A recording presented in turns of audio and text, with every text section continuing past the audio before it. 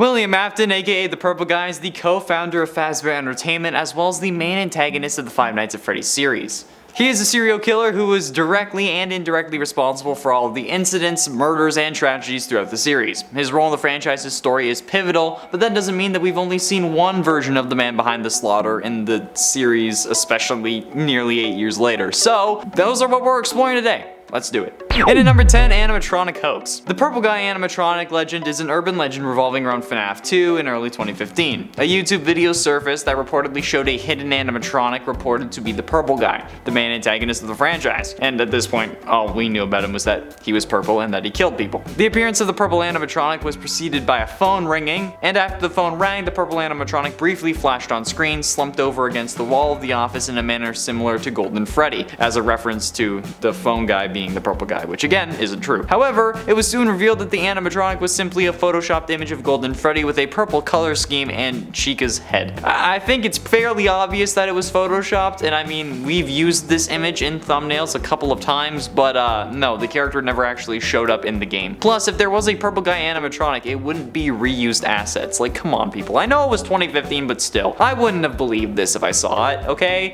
I feel like it's very clearly fake. I don't know. That's just me. And at 9, the pink guy. The purple versus pink guy debate is the Mike versus Will Trap debate of the early FNAF days. When all we had to do was worry about different colors and not like 14 other purple characters. This debate came after FNAF 2's Foxy Go Go Go minigame, where some fans believed the guy standing in the corner all smiley while Foxy discovered a group of dead kids was a couple shades lighter than the original purple guy we saw killing kids outside the pizzeria. This, combined with the whole one's killing on the outside, one's killing on the inside thing, got them nicknamed Purple Guy and Pink Guy. However, this was ultimately put to bed when the strategy guide known as the Freddy Files was released and stated that in the Foxy Go Go Go minigame, quote, "Here you'll play as Foxy, leaving the previous room. You enter a room full of children as party poppers go off. When the last one goes off, you return to your starting position and must make your way to the kids once again, and then again. The last time you do, Purple Guy is visible in the lower left corner of the room. He's smiling. In the next room, the children are dead. This post-death minigame ends with a Foxy jump scare." End quote. So, yeah, Scott himself said it was Purple Guy, so it's Purple Guy. And at 8, Scrap Trap. See, this one is a bit weird because, well, you can decide if you want to deal with this incarnation of Afton or not, since you don't really have to salvage the animatronic. You can just leave it for scrap and not keep it inside the building, thus allowing yourself to not have to stress over a psychotic killer rabbit. Which is my personal recommendation, because Afton has caused enough pain and misery in my life already. However, if you make the fool's decision and trap Scrap Trap, you have the possibility of being jump scared and attacked, which usually would happen when you're not focused on protecting yourself. So mostly when you're worried about your pizzeria or completing the tasks that you need to do in order to leave and complete the day. But this one is more unexpected, and Scrap Trap is certainly kind of freaky, so needless to say it deserves to be higher up on the list. However, there are scarier versions despite this. For example, and at number 7, Clown Springtrap. Clown Springtrap is Springtrap's third skin and the third skin to be introduced in the Dark Circus event for FNAF AR. Clown Springtrap has pale white skin with blue and purple makeup above his eyes. He has messy purple hair coming out of the top of his head, and large red lipstick on as well, a la Joker or Pennywise. Clown Springtrap's body is mostly covered by a large suit with ripped up black pants and a black shirt, along with a red and purple vest. He features large red clown shoes, obviously, along with a large bow tie and a flower on his chest. His right eyelid has also been stitched up. Finally, he carries around a very large red mallet in his left hand. And considering how clowns are one of the most common fears, with more people in the United States being scared of clowns than global warming, I think putting Clown Springtrap on this list when he is intentionally killing you in your own home is definitely understandable. Even if it's on your phone, okay? The dude is menacing. Like, he has a hammer. Like Harley Quinn,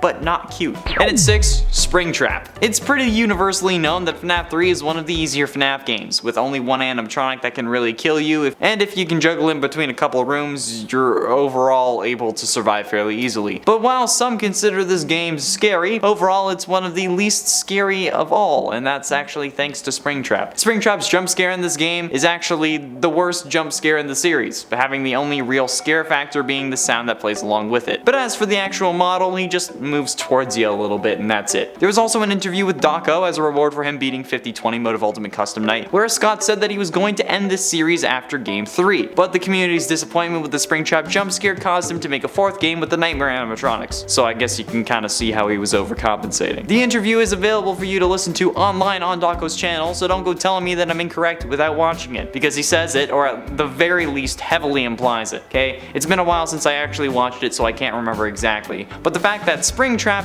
isn't all that scary in his game is why he's so high on this list. Halfway through into number 5, Garvey. Garvey is the Dormitibus version of Springtrap. Garvey is the penultimate antagonist in Dormitibus, and as a human, he was the man who murdered the missing children. He later went on to get spring-locked in Spring Bonnie, becoming Springtrap, and then was burned to a permanent death in the Fazbear Fright's fire, which is kind of where these two start to differ. He looks absolutely horrific. The suit on his limbs and his body is heavily tattered and just torn to bits. He has organic remains far more visible than they are with Springtrap, even with Scrap Trap or Burn Trap. His lower jaw is deformed and broken. It shows his corpse, like his mouth and jaw. Garvey also has an unnatural animalistic-like stance, walking in all 4 limbs. His limbs also appear to be snapped in multiple places, alluding to these being bent in unnatural ways, and his left hand serves as a foot, and his left foot serves as a hand, like some deranged spider monkey from hell. He is also much bigger than Springtrap or any other threat in the game. He's absolutely terrifying and scarier than any other animatronic in Dormitibus, hands down, but since it's not an official version, I decided to put it at number 5, despite it being absolutely horrifying. Actually, him being horrifying is why he's not at the top of the list along with the purple guy animatronic hoax. In at 4, Glitch Trap. Glitch Trap is the code version of William from the VR game FNAF Help Wanted, where he serves as the main antagonist and the latest, or at least at